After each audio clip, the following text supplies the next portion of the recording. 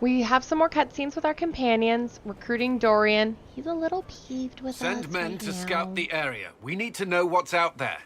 Yes, sir. Commander, soldiers have been assigned temporary quarters. Very good. I'll need an update on the armory as well.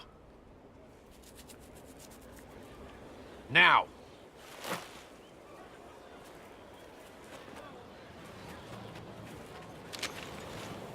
We set up as best we could at Haven, but could never prepare for an archdemon, or whatever it was. With some warning, we might have... Is everything all right?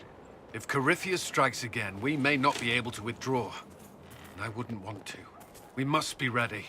Work on Skyhold is underway. Guard rotations established. We should have everything on course within the week. We will not run from here, Inquisitor. How many were lost? Most of our people made it to Skyhold. It could have been worse. Morale was low, but it's improved greatly since you accepted the role of Inquisitor. You report to me now. Will that be a problem? I was brought on to oversee the Inquisition's forces and offer military advice. That hasn't changed. We needed a leader. You have proven yourself.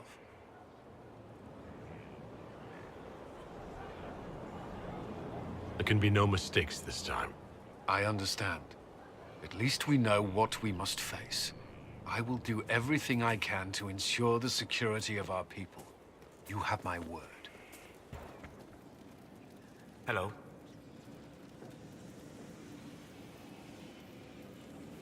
I need to know more about Corypheus. We spoke of this on our travels to Skyhold. What more can I tell you? Cassandra and Varric seem more familiar with their adversary. You've given me good counsel before. I could use some now. My apologies, Inquisitor. My poor manners shame me. I claim no secret wisdom, but I will guess as best I can. I would like to know more about the orb he carries. As I said, that must be the means by which he created the breach. I suspect the blast to destroy the Conclave was more accident than anything. The result of unlocking power that had sought release for ages. What I cannot understand is how he managed to survive such an explosion.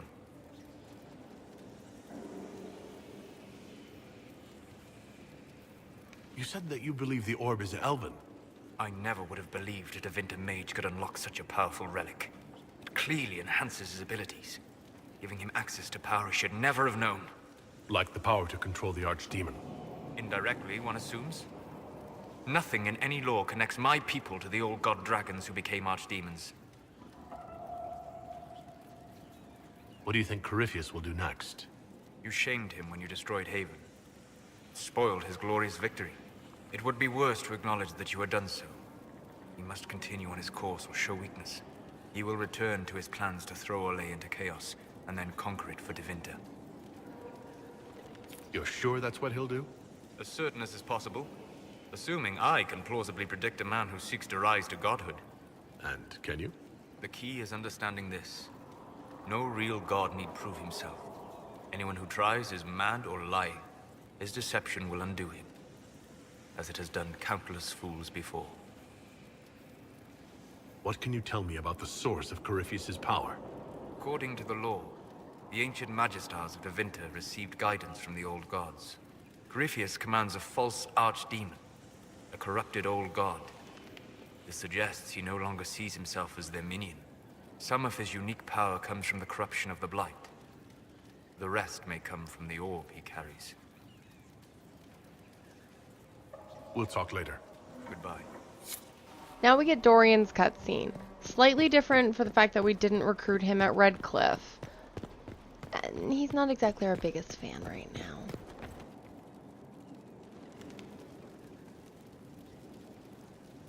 Brilliant, isn't it? One moment you're trying to restore order in a world gone mad. That should be enough for anyone to handle, yes? Then, out of nowhere, an archdemon appears and kicks you in the head. What? You thought this would be easy? No, I was just hoping you wouldn't crush our village like an anthill. Sorry about that. Archdemons like to crush, you know. Can't be helped. I suppose a proper introduction is called for. now that we're not running for our lives. Dorian of House Parvis, most recently of the Tevinter Imperium. I was at Redcliffe when the Venatori assumed command of your southern mages. I only wish I could have given more warning. Then you're a Magister. I know it's all the same to Southerners, but no, I'm not. All members of the Magisterium, and thus all Magisters, are mages, but not all mages are part of the Magisterium. Not to imply I'm just any mage, of course, but let's not start with incorrect assumptions. You mentioned these Venatori when you arrived. They're a cult? The Venatori are fools, so desperate to restore the Imperium's glory days that sacrifice our nation's soul. They made an offer to your mage rebels to join forces, but I'd bet they didn't leave the outcome to chance. The result is the army you saw at Haven. This Elder One has more magic than you can shake a stick at. So, you warned us. What are you still doing here? The danger's not exactly done yet, is it? I always assumed the Elder One behind the Venatori was a Magister. But this is something else completely. In Tevinter, they say the Chantry's tales of Magisters starting the Blight are just that. Tales. But here we are. One of those very Magisters. A dark spawn. Who does the Imperium say started the Blight? You know how it is. Not us. They say Darkspawn were always there. Magisters and the Blight aren't even related. Is that a surprise? No one wants to admit they shit the bed. But if Corypheus is one of the Magisters who entered the Black City and he's Darkspawn, what other explanation is there? Clearly the Imperium has no idea. The Imperium is a land of lies built upon secrets, built upon falsehoods. I knew what I was taught couldn't be the whole truth, but I assumed there had to be a kernel of it, somewhere. But no, it was us all along. We destroyed the world. So you'll just stand here and whine about it then? I could head south, try to stop the Venatori myself, spread a warning when they march. Wait! I already did that! I have no intention of letting Corypheus win. Not without someone from Tevinter standing against him. If it's all the same to you, I'd like to stay and help the Inquisition. You'd really fight your own countrymen? Southerners like to think of the Imperium as nothing but slavers and cultists. Why not? That's all you see. But it's not true. Some Tevinters are not only handsome and well-dressed, but rather put off by all that rot. So, I'll happily kill cultists or anyone who thinks a Darkspawn god is the way of the future. What if this is a ruse? The Venatori could have captured you, sent you here. Rather elaborate, considering they'd need to have assumed you'd escape Haven. But I am the ideal spy. Charming, clever, perfect teeth and hair. It all fits. How about this? Let me help, and you can hang me later, if you wish. I look good in rope. We can use all the help we can get. No one will thank me, whatever happens. No one will thank you, either. You know that, yes? That's not why I'm doing this. I knew there was something clever about you. All I know is this. Corypheus needs to be stopped. Men like him ruined my homeland. I won't stand by and let him ruin the world.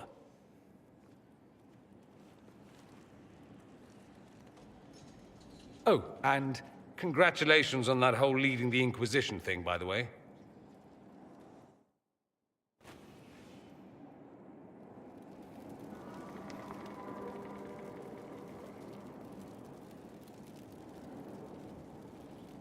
Roderick, that Chantry fellow who led us through the mountain from Haven. You know he died, I assume.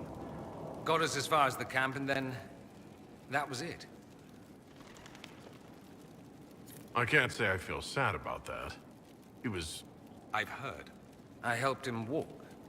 He talked about you quite a bit. He just needed to be sure you were Andraste's chosen. He was terrified of what it meant, if it were true. but in the end, he believed. He asked me to tell you he was sorry.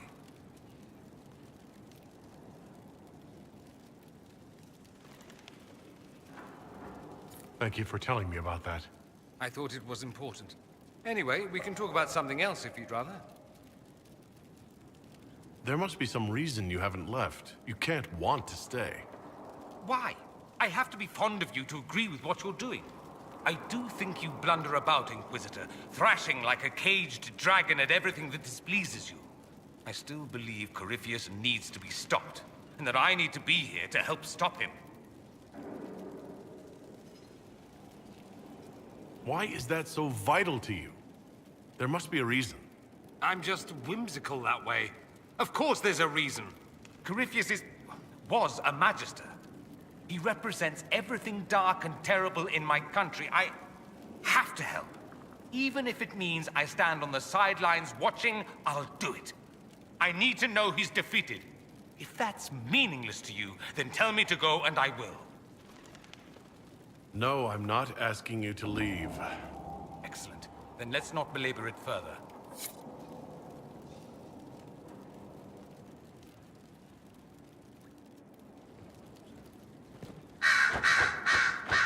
So, I assume you're Talvashoth or something like. Why would you assume that? If you weren't, you would have split my skull open at our first meeting before I said a word. Centuries of warfare with the Qunari do lead to this state of affairs. You've encountered Qunari before? Qunari raids are rather old hat for anyone from the Eastern Imperium. Although the attacks aren't quite the rampaging wars of ages past. Now we're like two angry dowagers who only remember to spit at each other when they pass on the street. Did you meet any Qunari personally? None who weren't rushing towards me with a sword. I was too busy running in the other direction to say hello. I've met some Talvashoth in my time, however. Mercenaries and a few merchants. They're not the same as Qunari. Might easily be a different people altogether. If only other people knew that. It's a southerner thing.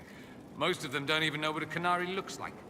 Forgive their ignorance, O mighty one. They shall learn proper fear in time. If you've no problem with me, I've no problem with you. A philosophy I've learned to live by. No issue with my being Inquisitor, then? None that specifically involve you being so very, very large. No. Good. It occurs to me that I barely know anything about you. You're being a mage from Tevinter, you mean? Beyond that, yes. And beyond my being so charming and well-dressed, which is obvious to anyone. You certainly think highly of yourself. It's true. I could be more modest, but I'd be lying. Now, what was I talking about? Ah, yes, me. I am the scion of House Parvis, a product of generations of careful breeding and the repository of its hopes and dreams. Naturally, I despised it all. The lies, the scheming, the illusions of supremacy. That's Tevinter in a nutshell, isn't it?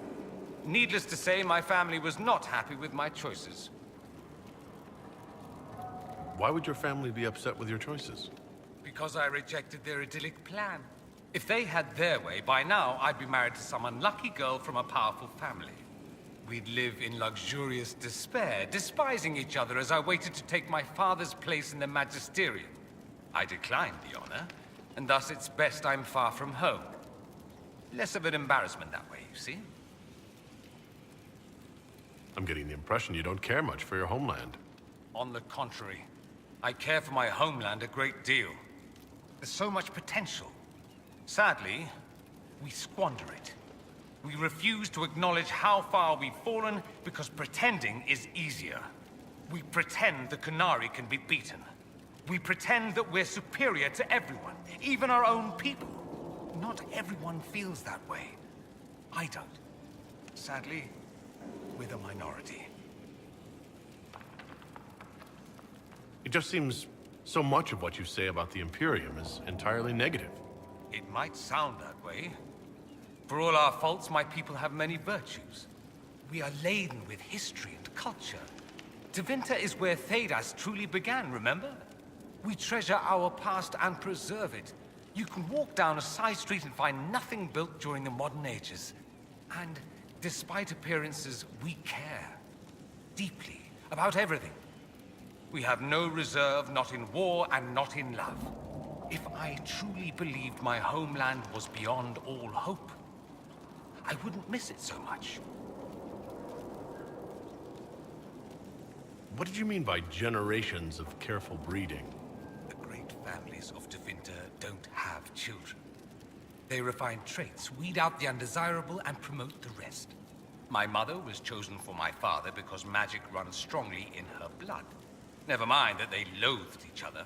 They wanted a son who could become Archon to make House Parvis the envy of the Imperium.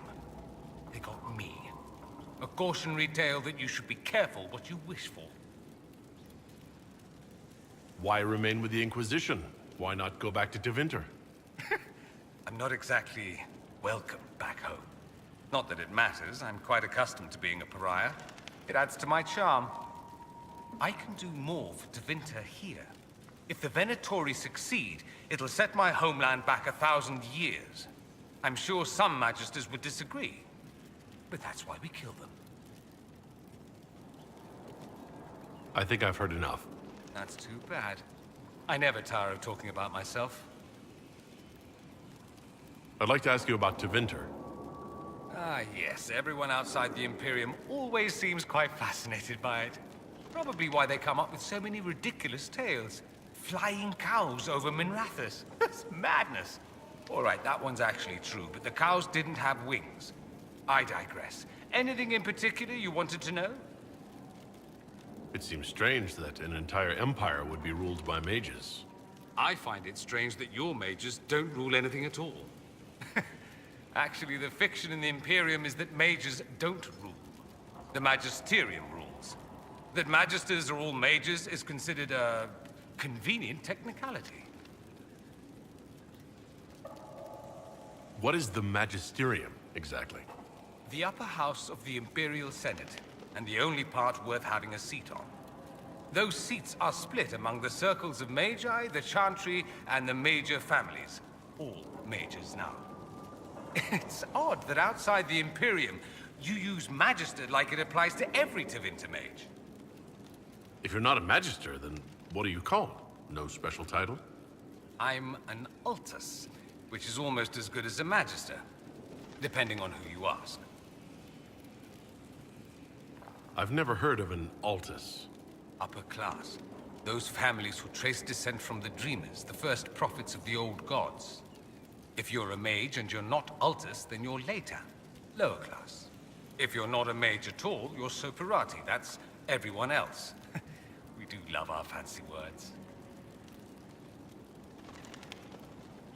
I thought the Archon ruled over the Imperium. Well, yes. Technically, he can overrule laws passed by the Magisterium, but that never happens. Even so, he gets to appoint new Magisters, which means all the families vie madly for his favor. Thus, the Archon gets invited to all the parties. The truest path to Tevinter influence, let me tell you. If it's a fiction, that means mages do rule, then. Yes and no. Let me put it this way. Mages do rule, but not all mages are equal. If you're not from the right family, chances are you don't rule anything. Maybe you're even a slave. The idea that anyone could be a mage, however, keeps the masses placated. Can anyone be a mage? Technically, the potential runs mostly in bloodlines, but it's been known to happen. More importantly, commoners believe it can. Tevinter legend is chock full of mage heroes from humble origins. So they hold out hope. Someday my son or my son's son will be a mage. Someday. Poor sods don't realize that means he'll be a quaestor at the arse end of the 100 pillars, at best. Being a quaestor isn't a good thing? I imagine the average non-mage likes to think so. Counting numbers and shuffling papers all day is better than many occupations after all. If you're a second-class citizen among a pack of piranha, however, your outlook changes. But let me ask you something else. Of course. There's an Imperial Chantry, isn't there? With its own divine? You people aren't supposed to talk about the Black Divine, are you? If you mention him outside the Imperium, people make that face, like you're urinating in public. But yes, we do have the Chantry, or a version of it. Night and day comparing it to yours. Is the Imperial Chantry so different from ours? Not in theory. The main difference is in the whole magic is meant to serve man, not rule over him business. Back home, ruling the unwashed masses is serving them, for the good of the Imperium. Perhaps it started with good intentions, but these days it's academic. The circles are in command. There are circles of magi in the Imperium? We don't have dismal little mage prisons, if that's what you mean. They're academies, prestigious ones. We have Templars as well, but they don't cancel spells or whatever your Templars do. They're soldiers. They watch for abuse of magic, yes, but only those who are weak or who fall out of favor get dealt with. Mostly they enforce their magisterium's edicts. The Chantry smiles and nods from the sidelines. Do you really call him the Black Divine? We don't call him that, oh no. In the Imperium, he's the true divine. The woman sitting on the Sunburst throne is some backwater pretender. It all stems from a disagreement over Andraste. Marvelous, isn't it? Why would they disagree over Andraste? It's not my field of expertise, but the Imperium believes Andraste was a mortal woman, a mage. Down south, they say, no, she's the bride of the Maker, ascended to his side, divine provenance, a blah blah blah. We feel better believing Andraste was one of us. Makes executing her less damning, you see. So we elected a man as divine, the South declared war, and we've been feuding cousins ever since. So the Imperial Divine is always a man? All the better to distinguish him from that other one, yes. Don't think there aren't a number of female magisters who bristle at that. Why can't they be divine after all? Same reason you never see a man on the Sunburst throne. Because that's how it's always been done. Excellent reasoning. Do you consider yourself Andrastian? The big question. It might surprise you that I do consider myself Andrastian. I simply do not believe in the Chantry. It is a relic, whether back home or here in the South. Something from a bygone age desperately clinging to relevance. It's not an opinion that makes me popular. I share your opinion, actually. That's not surprising, considering what the Inquisition represents. I'll say this. I may not believe in the Chantry, but I believe in you. In me? That the Maker sent you, whether through Andraste or fate. Cassandra is not wrong. You are what we needed most at the moment we needed it. That's what they will say in ages to come.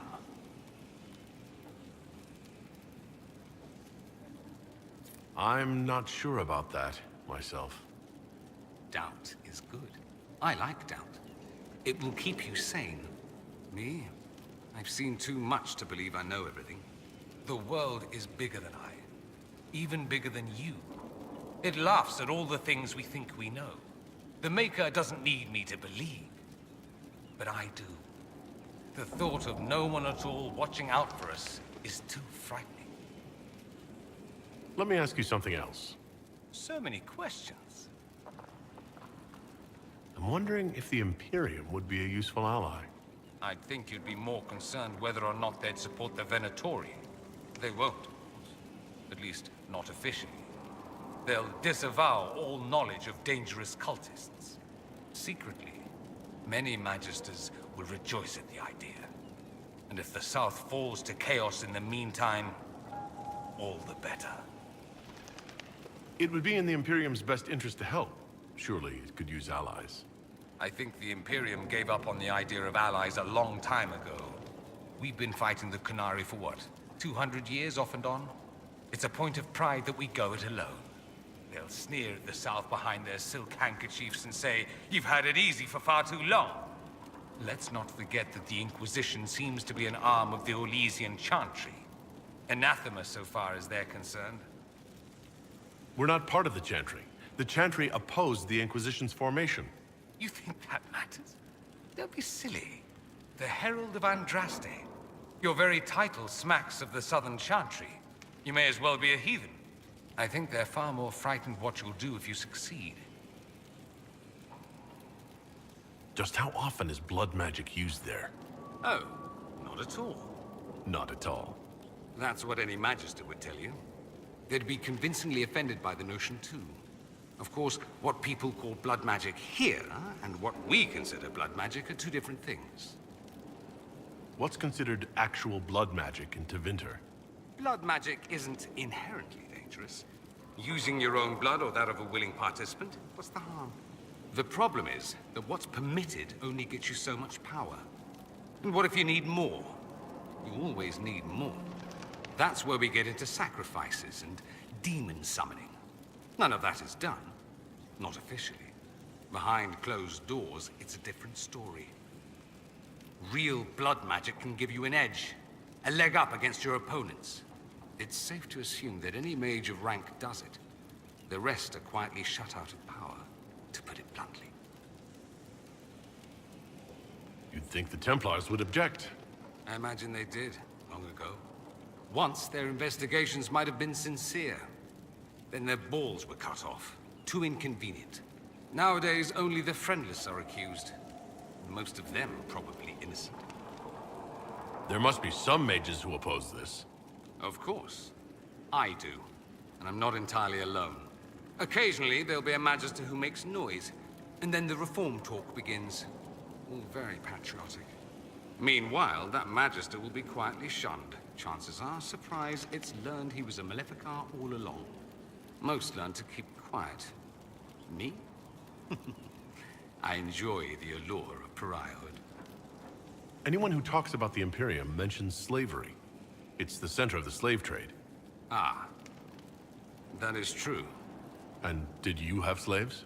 Not personally, but my family does and treats them well. Honestly, I never thought much about it until I came south.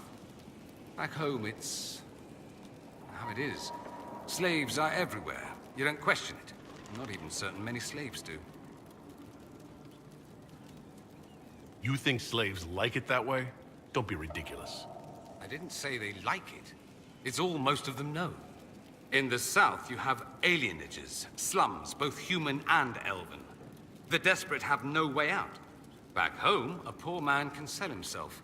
As a slave, he could have a position of respect, comfort, and could even support a family. Some slaves are treated poorly, it's true. But do you honestly think inescapable poverty is better? Is that what you call it? Treated poorly? Abuse heaped upon those without power isn't limited to Tevinter, my friend. I don't know what it's like to be a slave, true. I never thought about it until I saw how different it was here. But I suspect you don't know either. Nor should you believe that every tale of Tevinter excess is the norm. That's all I wanted to know. Fair enough. I'm curious why you were in Redcliffe in the first place. Looking up an old mentor of mine. A Magister by the name of Alexius. Good fellow. Always thought highly of him. Then one day, he asks me to join the Venatori. I don't know what he was thinking. He knew I wanted to change Tevinter, not regress it into prehistoric madness. The Venatori killed Alexius once he stopped being useful.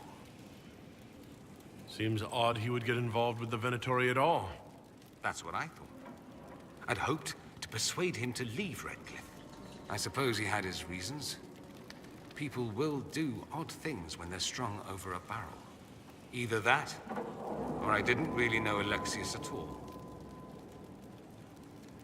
I should go. Naturally. Greetings to you, Inquisitor. I am to serve as assistant to any research concerns.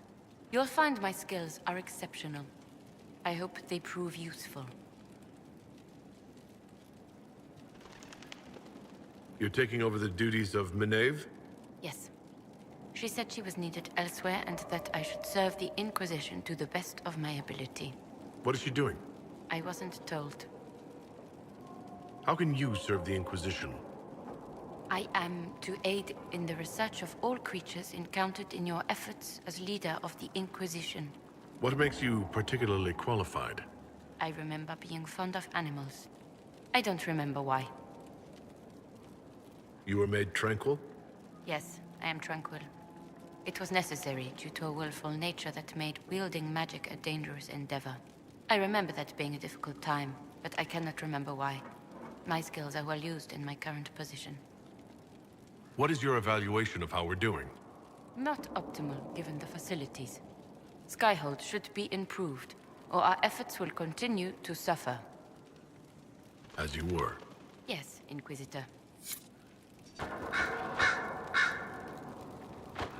I'm sorry. So am I.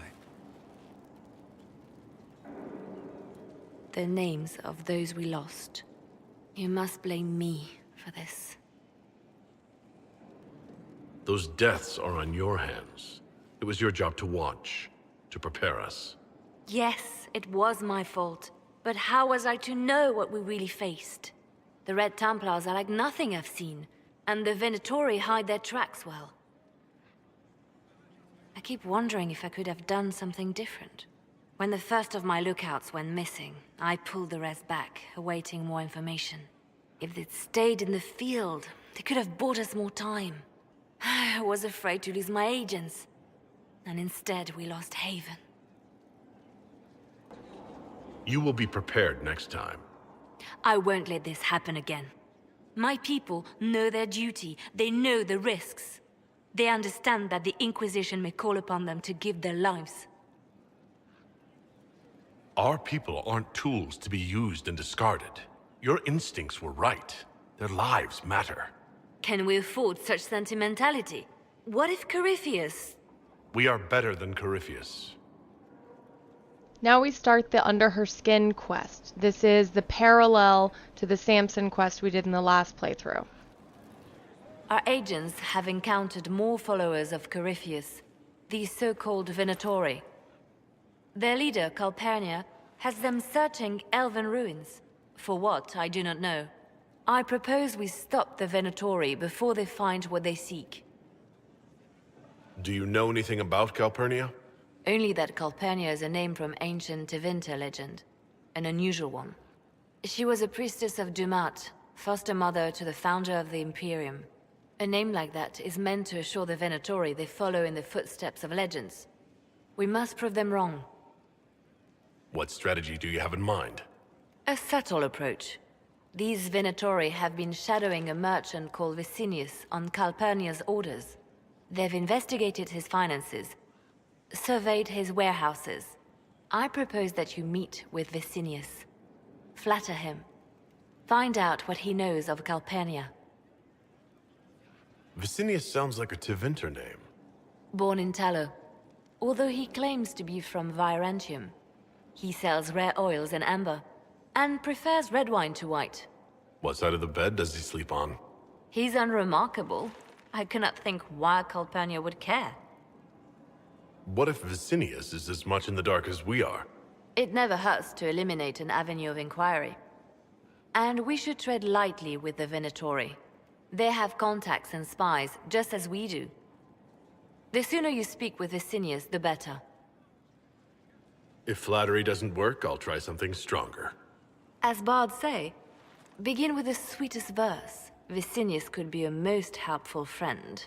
I'll make arrangements for you to visit his summer home in Val Royeaux. Hopefully, your attention should be enough to pique his interest. We'll have Calpurnia's secrets yet. And we'll wrap things up for this segment by talking to Josephine. I've made some inquiries into the Imperial Court. The sooner we deal with the threats to the Empress, the better. The political situation in the Empire is dangerously unstable. It will complicate matters. Everything in the Empire complicates matters. It's the Orlesian national pastime. Turn your nose up at the grand game if you like, Commander, but we play for the higher stakes, and to the death. The Court's disapproval can be as great a threat as the Venatori. We must be vigilant to avert disaster. I don't care about Orlesian politics. Just get me to the Empress. Of course, Inquisitor. Celine is holding peace talks under the auspices of a grand masquerade. Every power in Orlais will be there. It's the perfect place for an assassin to hide. We need to attend this ball. We don't have enough sway with the court to arrange an invitation. Perhaps a few more alliances. Or soldiers. We need a greater presence in Orlais. And soon.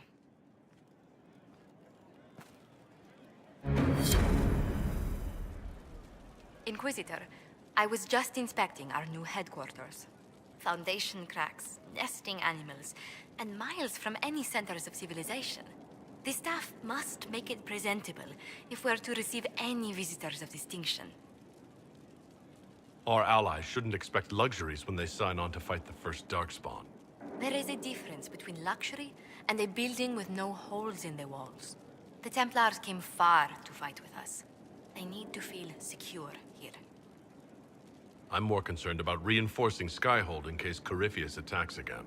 I've had difficulty forgetting his assault on Haven.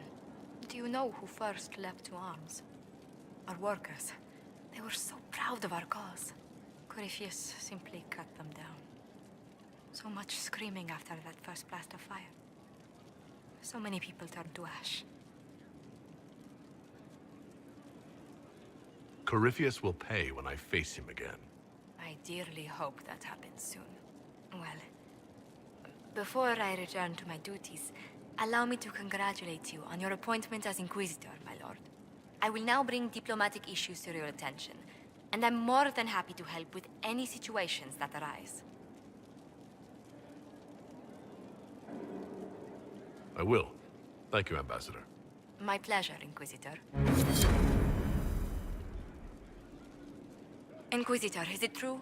Is the mark on your hand magic cast by Corypheus? Corypheus claimed it's a spell gone wrong. I wanted to think it was a blessing. A sign the Maker was returning to his creation. How credulous of me. Perhaps the Maker set these events in motion so long ago, we can no longer see his hand in them. It would be fitting if that were true. Does it hurt? The anchor, that is. Not pain, it's more like my nerves go on fire. It sounds most unpleasant. Good day to you. What do the people make of us? Despite our fame, we're low on steadfast allies. We must aim for more. And our next one, we will have left and come back for the first time, so we need to make yet another round, and then we're going to go back out into Thedas in an adventure.